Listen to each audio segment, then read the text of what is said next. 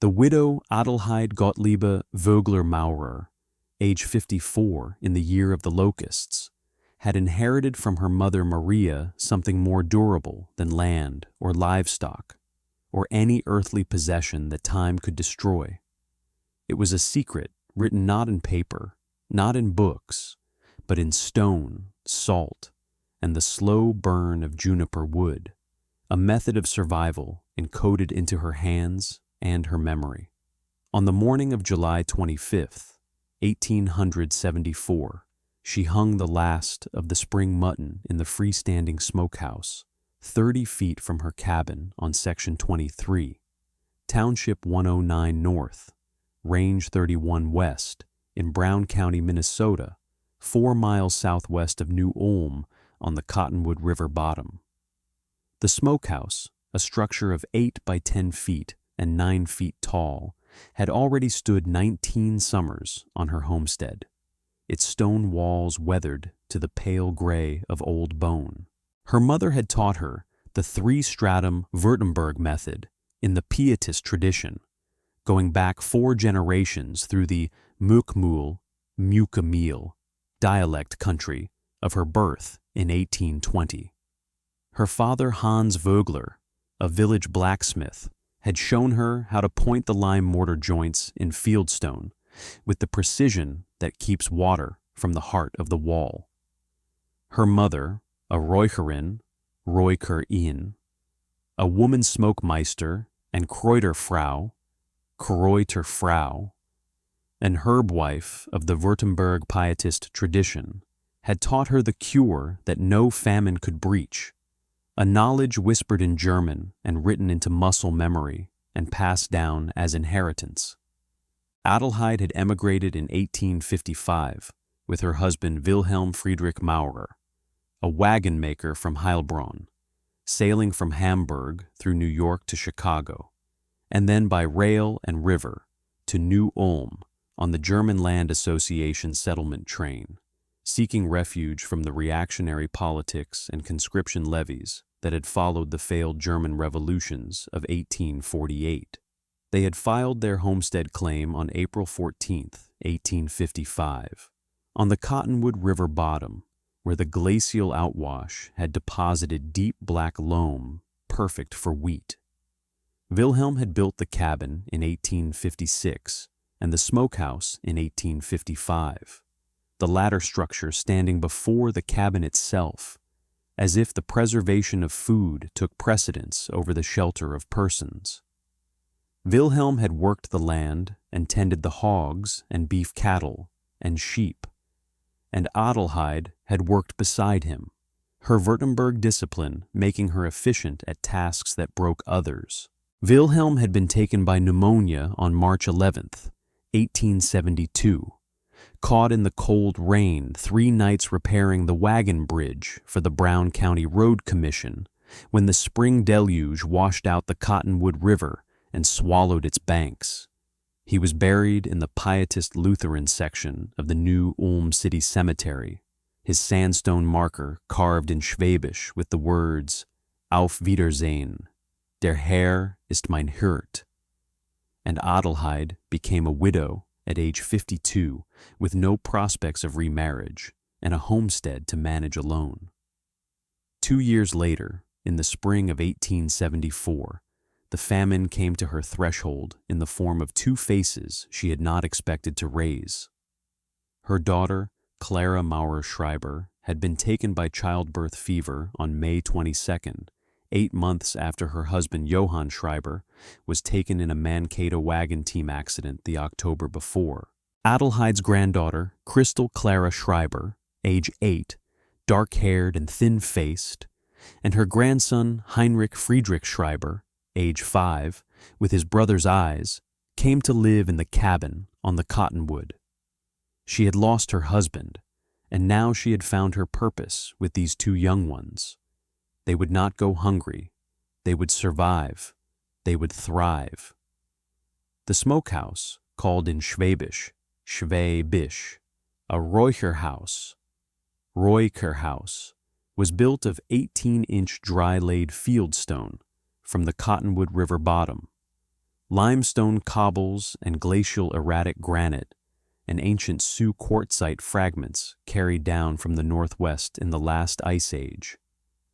Pointed with lime mortar, made from burned freshwater mussel shells gathered from the river shallows and reinforced with a 4-inch inner parging of lime and clay that gave fireproof skin to the interior.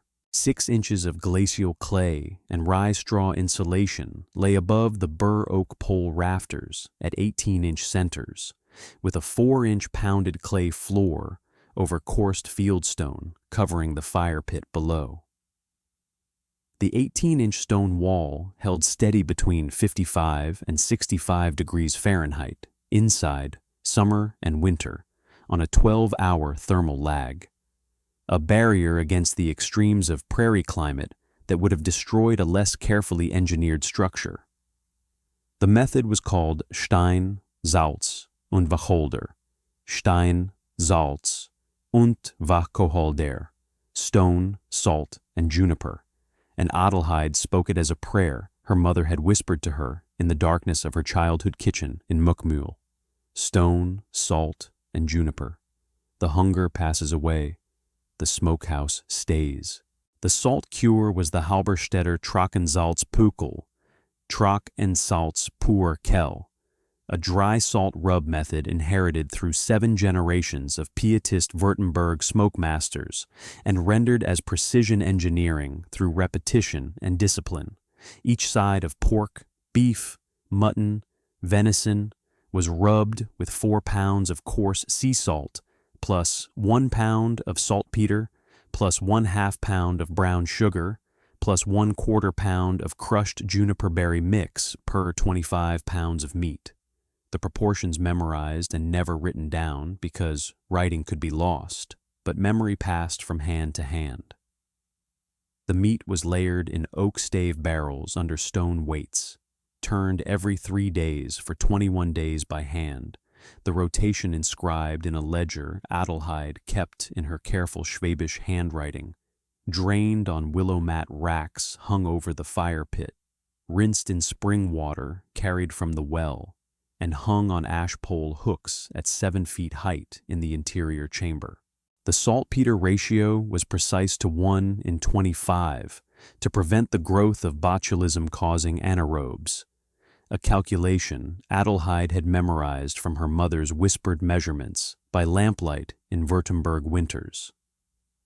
The fire itself burned juniper and apple wood and white oak in 21-day continuous slow burn, with the internal temperature held between 65 and 85 degrees Fahrenheit by careful damper control. A wooden door at the base of the chimney, adjusted daily, requiring judgment and experience. Once daily, Adelheid threw juniper berries, Wacholder Beeren in the German, gathered dried from the preceding autumn, onto the fire, and the antibacterial phenolic oils from the juniper would drift through the smoke chamber in pale blue bands, a Württemberg secret whispered only to daughters and trusted neighbors. The smokehouse could reliably store 600 pounds of cured and smoked meat each year. Schinken, Schinken, the smoked hams, Schwarzwälder-style sausages seasoned with pepper and garlic and marjoram, mutton sides, beef briskets, speck, speck, the smoked pork belly, and pork loin cuts called Lachsschinken, all keeping between 12 and 18 months at the steady interior temperature, the meat growing darker and harder and sweeter as the months passed. On the evening of July 25th, after hanging the last mutton, Adelheid had gathered Christel and Heinrich at the Hausaltar, the household altar corner in the cabin where a small oil lamp burned beside the carved wooden cross, and the Württembergische Bible opened always to the Psalms. The Choralbuch, the Pietist hymnal, lay on the pine bench beneath the window, its leather binding soft from 2 decades of use. Christel, age 8, read aloud in Schwäbisch, her voice thin and steady, her eyes moving across the words her grandmother had taught her. The Lord is my shepherd, I shall not want. He maketh me to lie down in green pastures. The words belonged to her grandfather Wilhelm, carved on his sandstone marker in the cemetery on the hill above New Ulm. Heinrich, age 5, had learned the Schwäbisches Vaterunser, the Lord's Prayer in dialect, and whispered it while his fingers traced the grain of the oak table, the wood worn smooth by 30 years of Adelheid's hands. Adelheid's own hands were still warm from the smokehouse fire, the heat having sunk into the calluses of her palms. She had not known, and could not have known, that the next morning would bring catastrophe of unmeasured scope and magnitude, that the year of the locusts had arrived, and that her smokehouse would become the only thing standing between survival and extinction for 31 souls. Dawn on July 26th came clear and bright, the sky pale pink and promising fair weather. Adelheid woke at 5 o'clock, as she always did, to tend the smokehouse fire. The smoke was steady and pale against the pink sky, the damper set perfectly, the fire having burned through the night in a slow, controlled pulse. She brought fresh juniper branches from the bundle hanging in the cabin, along with apple wood split to finger thickness, and carefully laid them on the fire. The temperature would rise, then settle back to the correct range. At 9 o'clock, as she brought in water from the well for washing and household use, she saw the southwest sky darken. It was not cloud. It was not storm front. It was something else entirely, something that turned her stomach with the knowledge of what was coming. It was the sound first, a dry, brittle rattle, like millions of hinges turning at once, a sound like wind through dried corn stalks multiplied by 10,000, a sound that grew from a whisper to a roar in the space between 9 o'clock and 11 o'clock. By 9:30, the sun had dimmed to the color of hammered copper, a strange, sickly orange light falling across the prairie. By 11 o'clock, the locusts were falling from the sky like rain, falling in a layer 6 inches deep across the prairie and fields and gardens, millions upon millions, a crawling carpet of rusty brown and oily black wings, each insect the size of a man's thumb, with pale undersides and dark patterns that made them blend into the earth. Their legs scratched against the wood of the cabin, against the glass of the windows, against the stone of the smokehouse. Their sound was a dry churring, a billion insects mating and feeding all at once. Their smell was acrid, crushed juice and dry chitin, and something like burnt leather, a smell that coated the inside of the nose and throat with a flavor like metal and salt. Adelheid stood frozen in the doorway. The prairie disappeared under the locusts. When she went to the field where the wheat grew, the 22 acres of common wheat she had tended with Friedrich all spring and early summer, she found the stalks stripped to pale stubble, 2 inches high, every grain and every leaf consumed in a matter of hours. The wheat that should have been standing 5 feet tall and heading out was gone. The potato vines were gone, the large leaves consumed, the small potatoes inside the earth still growing, but destined to fail when the plants gave up. The rhubarb was gone. The leaves in the orchard were gone. The apple trees and the cherry trees left standing like skeletons. The bark on the young saplings gnawed in rings where the locusts had climbed. The locusts ate the lanolin from the wool on the clothesline where Adelheid had hung the spring washing. They chewed the leather of harnesses and traces hung on pegs outside the barn. They gnawed the wooden handles of axes left leaning against the cabin. They even tried to eat the glass of the windows, scratching against the panes with their mandibles, leaving streaks of their own crushed remains on the glass. They ate everything that lived or had lived, everything that grew or had grown. The garden of 47 medicinal herbs that Adelheid had tended, the Kräutergarten, Kräutergarten, was stripped to bare soil. For 7 days, the locusts stripped Brown County bare. The sky remained dim and coppery, as if the sun itself had dimmed its light in response to the catastrophe. The ground remained covered with the crawling layer, the locusts moving slowly across the prairie, consuming, always consuming, their mandibles working steadily. Adelheid stayed in the cabin with Christel and Heinrich, trying to keep them away from the windows, trying to explain what was happening in words that a 54-year-old widow could manage in Schwäbisch German to her 2 young ones who had already seen too much loss. She did not cry. Tears would not save the wheat. On August 1st, the swarm lifted as suddenly as it had descended, and the locusts departed toward Iowa, following some instinct of migration that scientists would spend decades trying to understand. What remained was a landscape of black soil and pale stubble, and the sound of the wind across the naked prairie. What remained was the knowledge that the autumn crop that should have fed Brown County through the winter was gone. 23,000 Minnesota farm families had lost the 1874 crop. The State Grasshopper Aid Commission would soon distribute millions of bushels of cornmeal and 200,000 pounds of salt pork and 14,000 plowshares, and offer $5 per bushel of grasshopper eggs as a bounty for young ones who gathered the insects and brought them to the relief depots. But the aid would not arrive equally. It would not arrive justly. It would arrive along the lines of patronage and politics and the judgment of one man, a man who did not understand stone, salt, and juniper.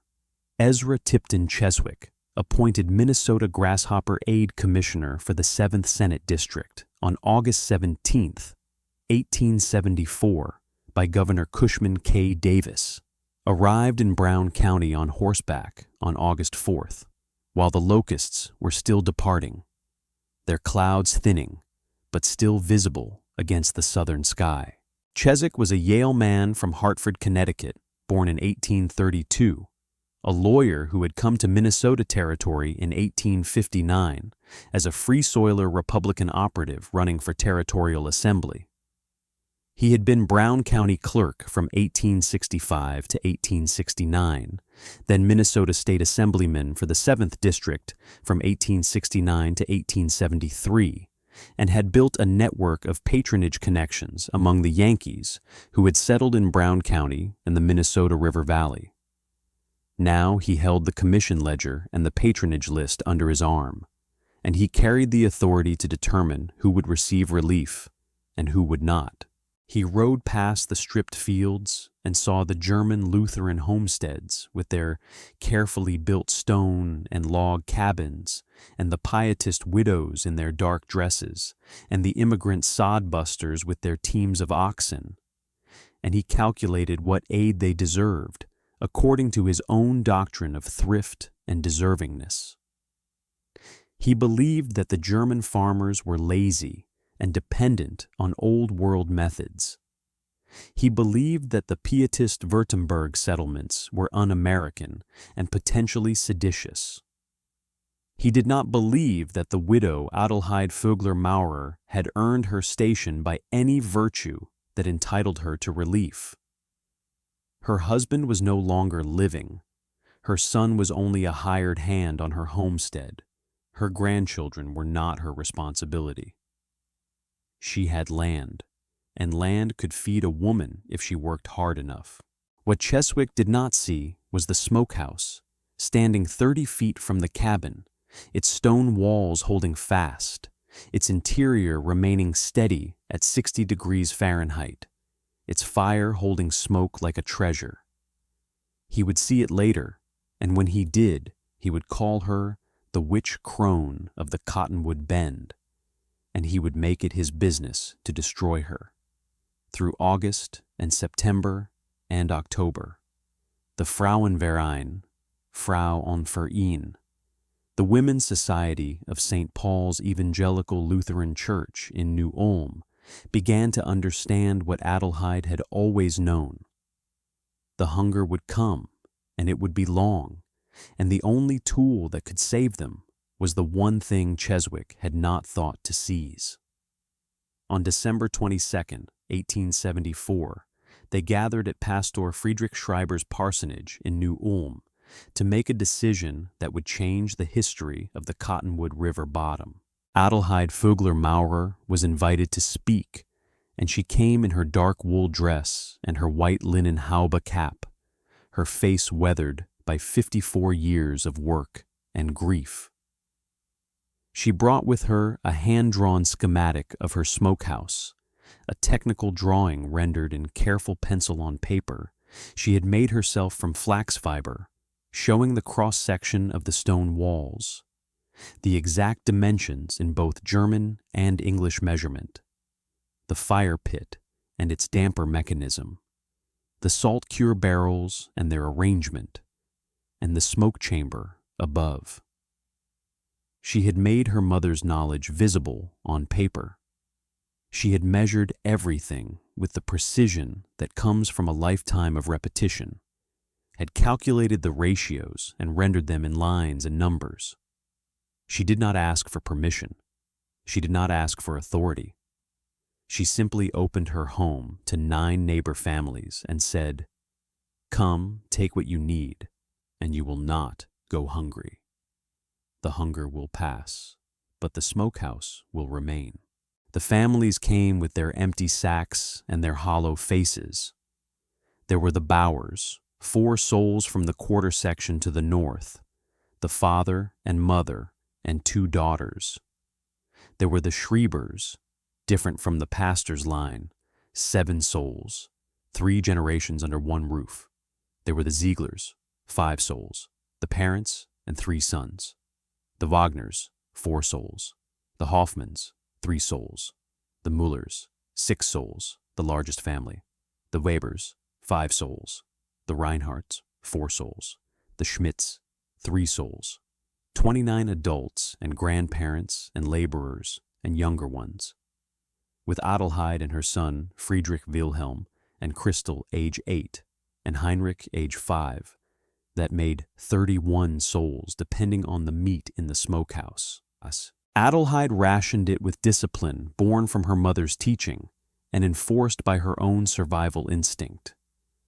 A quarter pound of smoked ham and 2 pieces of black bread per person per day, no more, no less, measured on a balance scale and recorded in the ledger. She kept the ledger written in her careful Schwäbisch hand, marking each ration, each day, each name, the arithmetic always exact. The Bauer family received 20 quarters of smoked ham per week.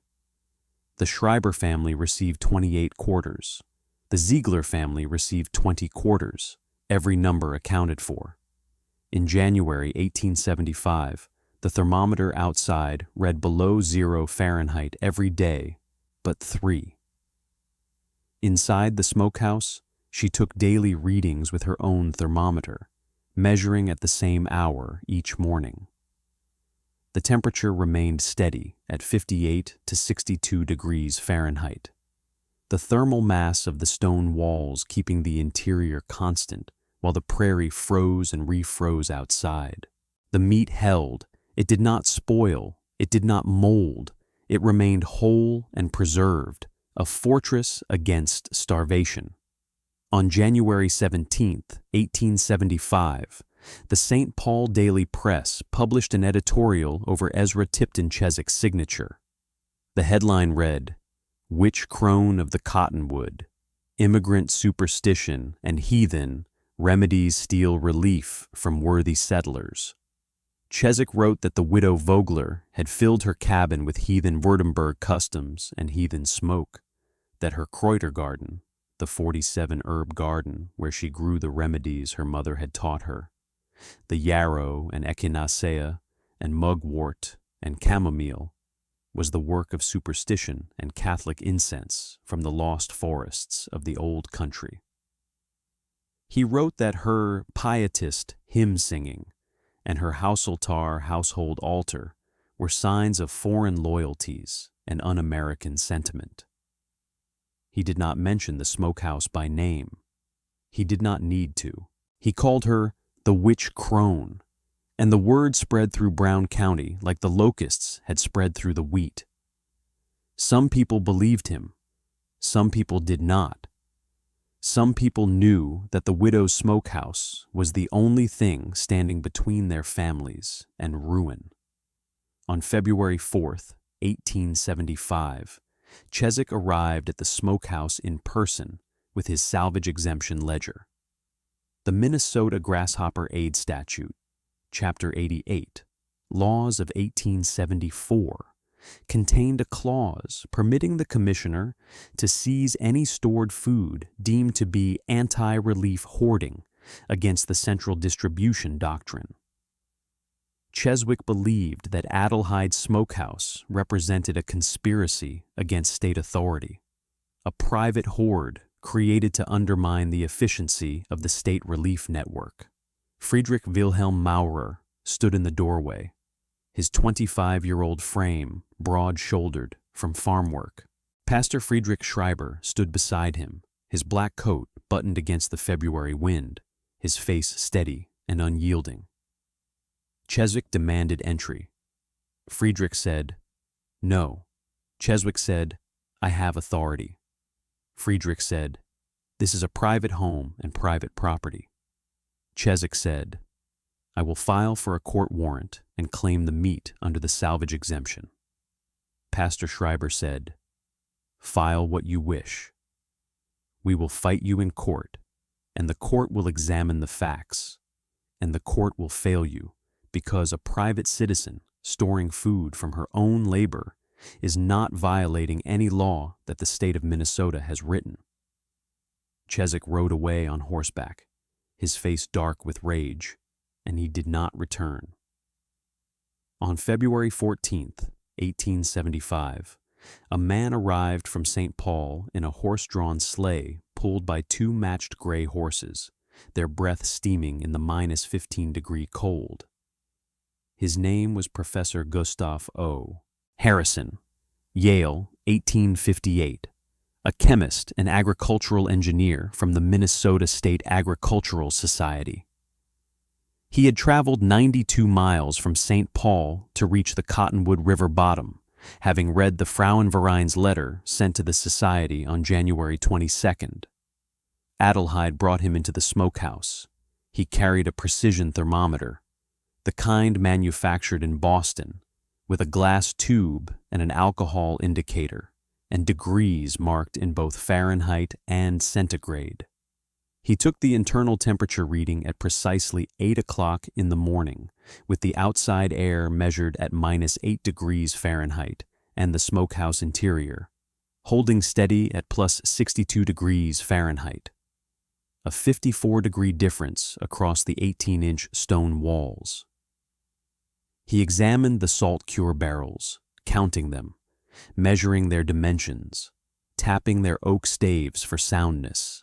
He turned them as Adelheid turned them, every 3 days, no exceptions, no accidents, and observed the precision of her rotation ledger.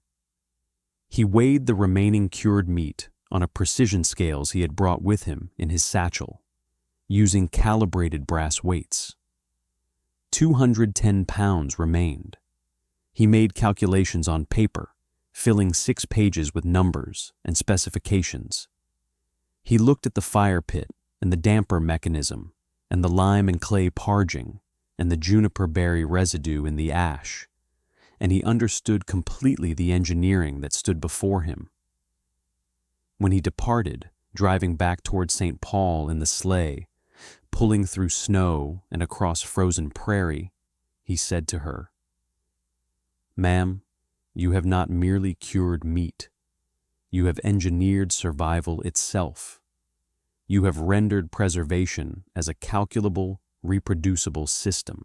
Your mother's knowledge and your own discipline have become an engineering method that can save Minnesota, that can feed the frontier through any famine, that can outlast every calamity the prairie brings. On March 28, 1875, the Minnesota State Agricultural Society published Bulletin Number 11, Stone Salt Juniper Smoke Curing as a Famine Prevention Engineering Method, Brown County, Minnesota.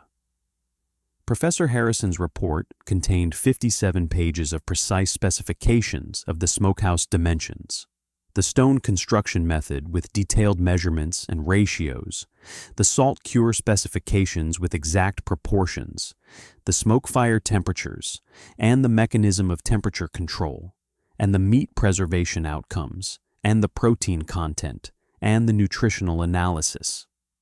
It contained no poetry. It contained only facts.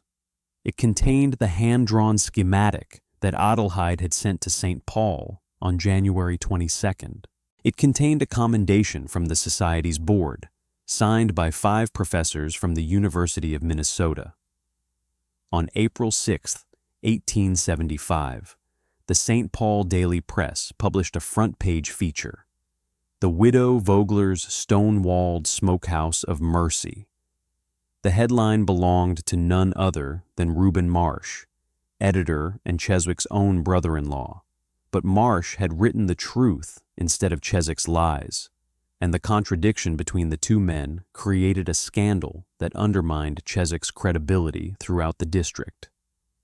Within weeks, the Chicago Tribune, Harper's Weekly, Frank Leslie's Illustrated, and the Minneapolis Daily Tribune had picked up the story. Within months, Professor Seaman A. Knapp of Iowa State College was writing to Adelheid requesting permission to adopt her smokehouse schematic for his own Bulletin Number 9, Smoke Curing Methods for Iowa Hog Farming, published from Ames in 1876. The method belonged no longer to Adelheid alone. It belonged to the frontier. It belonged to the future. In the summer of 1877, Governor John S. Pillsbury issued a statewide day of prayer and fasting for April 26th. The spring hatch of locusts from the 1874 eggs had swarmed in May of 75, and the state had suffered again. A second major strike had come in 1876, the locusts returning as if to complete the destruction they had begun. But in the spring of 1877, despite the millions of pupae in the topsoil, the locusts did not return.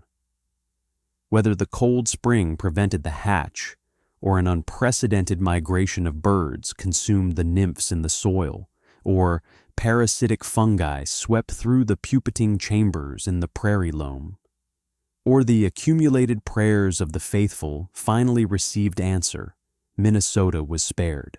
The locust species itself would be extinct by 1902, when the Rocky Mountain breeding valley habitat in Colorado and Utah was plowed under by farmers, and the last Melanoplis spreadus would vanish from the earth.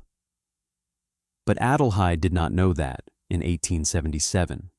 She only knew that the hunger had passed.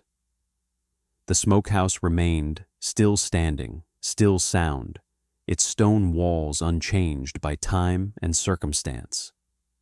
Ezra Tipton Cheswick continued as Grasshopper Aid Commissioner until May 4th, 1877, when Governor Pillsbury's special inquiry into the 7th District Commission removed him for malfeasance in the distribution of relief funds. He resigned his Hartford Bar membership in 1879 and took work as a St. Paul title deed clerk, a position of no authority or reputation, where he lived in increasing obscurity for the remainder of his life, performing routine legal paperwork until his own strength failed. He ceased breathing in 1893 in a St. Paul charity ward at age 61, alone and unknown. No one spoke his name after that. No one remembered the Witch-Crone accusation. No one needed to, because the story of the smokehouse had traveled too far to be stopped by one man's spite, had taken on a life of its own, had become a story that belonged to the frontier itself and the future it was building. Adelheid continued as Räucherin, the smoke-meister of Section 23, until her own passing. She taught the three-stratum method to 31 Brown County Frauenverein members, rendering the knowledge visible to others, creating a network of smokehouses that would feed the German Lutheran communities of the Cottonwood River bottom for generations. She built no new smokehouses herself after the original, but her daughters and neighbors built others, copying her schematic from the published papers, learning her ratios from the bulletin, inheriting her discipline through demonstration. Friedrich homesteaded the adjacent quarter section in 1875 and took over the family land, becoming a substantial farmer. In 1877, he married Margaret Bauer, the daughter of one of the 9 families the smokehouse had saved, and together they worked the doubled land. Christel Klara Schreiber grew to womanhood and married Conrad Ziegler in 1885, and she and Conrad operated the Frauenverein Smokehouse Cooperative for 33 years, feeding their own extended families and the neighbors who depended on them. Heinrich Friedrich Schreiber graduated from Minneapolis Normal School in 1892 and taught school for 41 years, becoming principal at Mankato Public School No. 2, a position he held until his retirement, teaching 3 generations of Brown County young ones to read and cipher and write their names. Adelheid lived to age 89, her hands remaining strong, her memory clear, her knowledge unwritten, but carried forward through all the ones who had learned from her. She was a teacher until the end. On December 17th, 1909, at sunset, she ceased breathing in the cabin on the Cottonwood, and she was buried beside Wilhelm in the Pietist Lutheran section of the new Ulm City Cemetery. Her sandstone marker was carved with the same words that had greeted the Locusts 53 years before. Auf Wiedersehen, der Herr ist mein Hirt, Stein, Salz und Wacholder.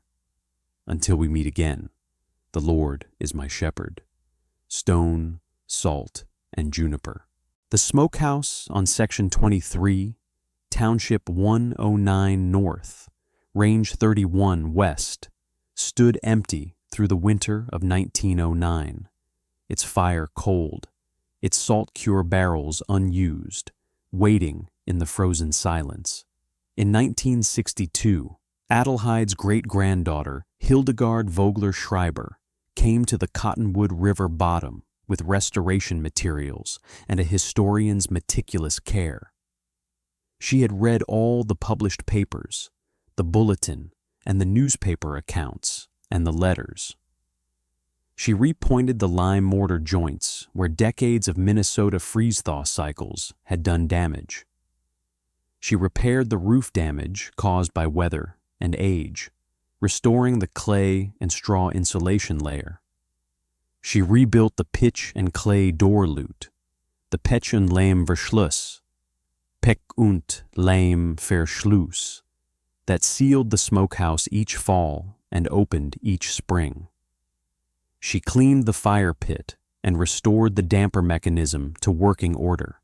She made the three-stratum smokehouse visible again to new generations, a standing inheritance from 1855 forward into the present, a monument to knowledge and discipline and the transmission of wisdom across time.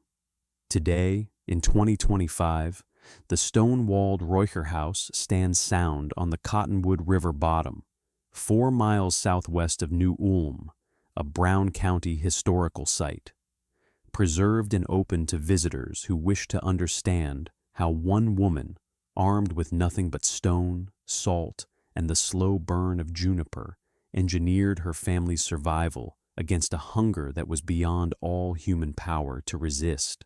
how she held fast to the wisdom of her mother and passed it forward into time, how she became a teacher to generations. The hunger passed. The smokehouse stayed. The saying belonged to generations now. It belonged to the future. It belonged to the voice of time itself, telling its stories forward into the prairie wind, into the memory of those who came after, eternal and unchanging.